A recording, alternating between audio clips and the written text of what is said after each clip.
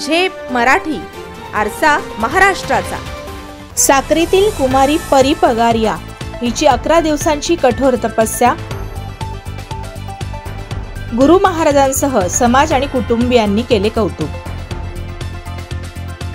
परमपूज्य गुरुदेव आचार्य श्री महाश्रवणजी यांच्या मंगलकारी आशीर्वादाने व तेरापंथ धर्मसंघाच्या प्रेरणेने शिरपूर येथील भरतजी रूपचंदजी पगारिया आणि सौ पुष्पा भरत पगारिया यांची नात, साक्रीचे रहिवासी राकेश कुमार भरतजी पगारिया आणि साधना राकेश पगारिया यांची सुपुत्री कुमारी परी पगारिया हिने नुकतीच 11 दिवसीय कठोर तपस्या पूर्ण केली आहे।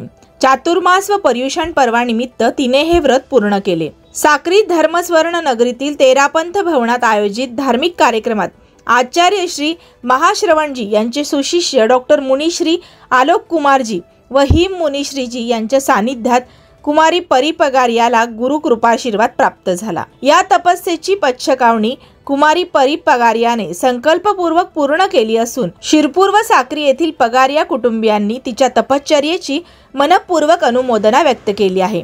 प्रतिनिधी निलेश सावळे, झेप मराठी, साक्री। अशाच वेगळ्या आणि ताज्या बातम्यांसाठी पाहत रहा झेप मराठी, आरसा महाराष्ट्राचा। संपादक प्राध्यापक अनिल चव्हाण, धुळे।